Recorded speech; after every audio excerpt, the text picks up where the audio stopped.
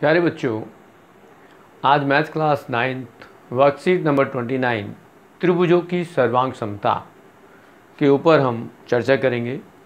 और यहाँ हमारे पास किसी भी त्रिभुज को सर्वांग सम सिद्ध करने के लिए हमें 4 नियम होते हैं, जिसमें एक एक को हम पहले भी डिस्कस कर चुके हैं। आज फिर दोबारा से कर देते हैं कि यहाँ पर सबसे पहला जो किसी भी त्रिभुज को किसी दूसरे त्रिभुज के साथ सर्वांग सम दिखाना हो तो उसमें 3 करैक्टर 3 गुण हमारे पास होने चाहिए। यदि हम बात करें सबसे पहले रूल नंबर 1, नियम नंबर 1, जिसको हम कहते हैं भुजा भुजा भुजा, मतलब ऐसा एक त्रिभुज जिसकी तीनों भुजा किसी दूसरे त्रिभुज की तीनों भुजाओं के बराबर हो, तो हम उसको कहते हैं कि वो दोनों त्रिभुज सर्वांग सम हैं। यदि हम यहाँ लिखना चाहें तो इस तरह से लिख सकते हैं कि यहाँ हमारे पास ए बी जो भुजा है वो किसके बराबर है, वो पी क्यू के बराबर है। दूसरी भुजा बी सी किसके बराबर है, क्यू आर के बराबर। और तीसरी भुजा ए सी किसके बराबर है, पी आर के बराबर है। यदि ये तीनों बराबर है तो यहाँ दोनों त्रिभुज सर्वांग सम होंगे और इस सर्वांग सम त्रिभुज को कह सकते हैं कि त्रिभुज ए बी सी सर्वांग सम है त्रिभुज पी क्यू आर के। कब होगा, जब एक त्रिभुज की तीनों भुजाएं आपस में दूसरे त्रिभुज की तीनों भुजाओं के बराबर हों, तो ये दोनों त्रिभुज सर्वांग सम होंगे। और इस नियम को कहते हैं भुजा भुजा भुजा नियम, SSS, या शॉर्ट में हम कह दें ट्रिपल साइड रूल। जो भी होगा वो उस त्रिभुज को सर्वांग सम सिद्ध करेगा।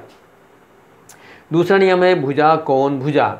भुजा कोण भुजा का मतलब है 2 भुजा होनी चाहिए और एक कोण होना चाहिए। हम किसी भी कोण को ले सकते हैं। यदि आपके पास कहा जाए कि एक यहाँ पर ये कहते हैं कि ये भुजा इसके बराबर है, ये कोण इसके बराबर है और ये भुजा भी इसके बराबर है। यदि यहाँ कह दें ये 3 सेंटीमीटर है, ये 70 डिग्री का कोण है, ये 5 सेंटीमीटर की भुजा है, ऐसे ही 3 सेंटीमीटर की भुजा ये हो जाए, 70 डिग्री का कोण हो जाए, 5 सेंटीमीटर की ये भुजा हो जाए, तो यहाँ हमारे पास क्या है, एक LM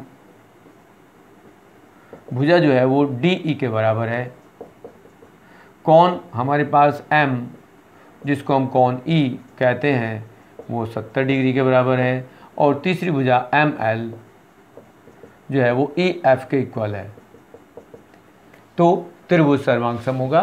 सर्वांग सम हमारे पास ये कौन सा त्रिभुज होगा, अब यहाँ त्रिभुज कह रहे हैं कि त्रिभुज LMN सर्वांग सम होगा त्रिभुज DEF के।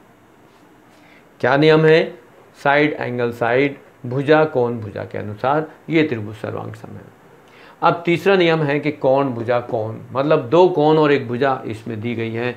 2 कोण हम कौन से लेंगे, जैसा कि आकृति में दिखाया गया कि हम 2 कोण ले लेते हैं, एक 70 डिग्री है और एक 75 डिग्री है। हम ये कहते हैं कि ये 3 सेंटीमीटर है, ये 70 डिग्री और ये 75 डिग्री का कोण है। यहाँ सेम यहाँ 70 डिग्री मार्क कर दें, ये 3 सेंटीमीटर मार्क कर दें और इसको कह देते हैं ये 75 डिग्री है। तो यहाँ हमारे पास ये भुजा बराबर है, तो हम क्या कहेंगे, कोण D बराबर कोण Q है। कोण भुजा ले रहे हैं तो DE भुजा बराबर QR भुजा है जो 3 सेंटीमीटर के बराबर है। और तीसरा हमें कोण मालूम है, कोण E हमारा कोण R के बराबर है जो 75 डिग्री है और ये 70 डिग्री था। यहाँ भुजा दे रखी है, यहाँ हमें L और M भुजा दी हुई है। LM भुजा दी हुई थी हमें 3 सेंटीमीटर, यहाँ दे रखा था ये, और ये दूसरी भुजा 5 सेंटीमीटर दे रखी थी। तो इस तरह से हम इनको कह सकते हैं। अब हमारे पास जो चौथा नियम है, अब यहाँ कौन सा नियम लगा, कोण भुजा कोण लगा। तो ये कौन कौन से त्रिभुज हो गए, DEF, त्रिभुज DEF सर्वांग सम है त्रिभुज QRP के, QRP। अब लास्ट में बचा चौथा नियम। चौथे नियम में हमें मालूम है कि एक समकोण त्रिभुज होना चाहिए, इसका एक कर्ण होना चाहिए और एक कोई भुजा हो जिसको हम लेकर के यहाँ बता सकते हैं कि ये दोनों त्रिभुज सर्वांग सम है। अब भुजा कौन सी लेंगे, जैसा कि हमें यहाँ पर बताया गया कि एक भुजा ये 3 सेंटीमीटर है, ये भी 3 सेंटीमीटर है, ये कोण 90 डिग्री है और ये जो कर्ण है उसकी लंबाई भी हमें दे रखी है 5 सेंटीमीटर। तो यहाँ जो सूचना दी गई है उनको भी लिख देता है कि यहाँ हमारे पास क्या दे रखा है, क्यू आर बराबर ए सी जो 3 सेंटीमीटर है। एक कोण दे रखे हैं आर, कोण सी के बराबर है 90 डिग्री है, और तीसरी भुजा हमें दे रखी है तो हम उसको लिख देंगे क्यू पी बराबर ए बी बराबर 5 सेंटीमीटर। तो यह समकोण हो गया, कर्ण हो गया और एक भुजा हो गई, इसलिए उनको दोनों को त्रिभुजों को भी कहते हैं कि त्रिभुज क्यू आर पी सर्वांग सम है त्रिभुज ए सी बी के। इसका नियम क्या होगा, RHS हम कहेंगे समकोण कर्ण भुजा। RHS का फुल फॉर्म होगा राइट एंगल हाइपोटेन्यूज साइड। इस तरह से आपके पास ये बेसिक बातें डिस्कस हो चुकी कि हमारे पास 4 नियम हैं। चारों नियम के अनुसार अब आपके पास आता है क्वेश्चन में कहा गया है कि आपको 8 त्रिभुज दिए गए हैं, उन त्रिभुजों में से ढूंढना है कि कौन कौन से त्रिभुजों का जो जोड़ा है वो सर्वांग सम है। नीचे दिए गए त्रिभुजों में से कौन सर्वांग सम त्रिभुजों के जोड़ों को पहचान कर लिखिए। ये भी बताइए कि आपने सर्वांग सम की ताकि किस कसौटी का उपयोग किया है, नियम का प्रयोग किया है। तो यहाँ सबसे पहले हम देखते हैं समकोण त्रिभुज कौन कौन से हैं। तो हम ABC और दूसरा त्रिभुज क्या लेंगे, दूसरा त्रिभुज ले लेंगे हम ONM। नंबर 1 क्वेश्चन में ए पार्ट, तो त्रिभुज ABC सर्वांग सम है त्रिभुज ONM के by RHS right angle hypotenuse side. समकोण कर्ण भुजा के आधार पर ये दोनों त्रिभुज सर्वांग सम हैं। अब दूसरा देखते हैं, दूसरे त्रिभुज में हम देखेंगे 3 भुजा किस किस त्रिभुज में दे रखी हैं।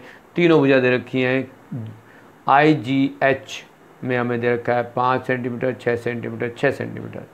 तो IGH देखते हैं, B बना देते हैं I, त्रिभुज IGH सर्वांग सम है त्रिभुज। दूसरा त्रिभुज है, कौन सा त्रिभुज है, जिसको आप कह सकते हो कि वहाँ पर D या EDF कह सकते हो। और इसका जो नियम है वो ट्रिपल साइड से होगा, तीनों भुजाओं से होगा, जिसकी तीनों भुजा आपस में दे रखी हैं और वो आपस में भी संगत भुजाएं बराबर हैं। अब अगला वो देखते हैं कि जहाँ हमारे पास 2 कोण दे रखे हैं, एक भुजा दे रखी है। 2 कोण और एक भुजा में दे रखा है, एक है PQR त्रिभुज PQR सर्वांग सम है त्रिभुज किसके, यहाँ आप देखेंगे VWZ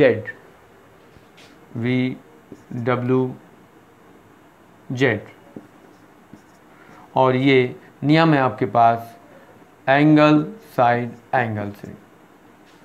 2 कोण दिए गए हैं और एक साइड दे रखी है, और बाकी एक त्रिभुज और बचा है आपके पास जिसमें आपको दे रखी हैं 2 भुजाएं और 2 भुजाएं और उसमें कोण नहीं दे रखा, एक आकृति में जिसमें हमें सिर्फ 2 भुजा दी हुई हैं। दूसरा एक त्रिभुज है लेकिन उसमें 2 कोण दे रखे हैं, 2 भुजा दे रखी हैं, लेकिन हमें वहाँ पर उनका जोड़ा नहीं मिल रहा है। तो आपके पास एक JKL जिसमें सिर्फ 2 भुजा मार्क कर रखी हैं, और दूसरा एक त्रिभुज है STU जिसमें 2 भुजा और एक कोण मार्क कर रखे हैं। अब आपके पास यहाँ इनका कॉम्बिनेशन देखोगे तो यहाँ प्रॉब्लम होगी कि हम किसके साथ जोड़ा बनाएं। तीनों साइड यदि देखें तो तीनों साइड में ये आपके क्लियर हो गए कि 3 साइडों के आधार पर हम चेक करेंगे। तो यहाँ हमारे पास ये संभव है कि दोनों त्रिभुज सर्वांग सम होंगे। एक जो जोड़ा है जिसको कहा जा रहा है कि JKL और TSU जिसमें 2 भुजा दे रखी हैं लेकिन भुजा भी बराबर नहीं है, और एक में कोण दिखा रखा है और एक में कोण नहीं दिखा रखा, तो हम उसको कह सकते हैं कि वो सर्वांग सम नहीं है। तो हमारे 3 जोड़े जो बने हैं वो ये बने हैं, और चौथा जो जोड़ा है वो सर्वांग सम नहीं होगा, इसलिए इस प्रकार से आपके ये क्वेश्चन भी कंप्लीट हो जाते हैं। आप इस तरह से वर्कशीट को कंप्लीट कर लेंगे।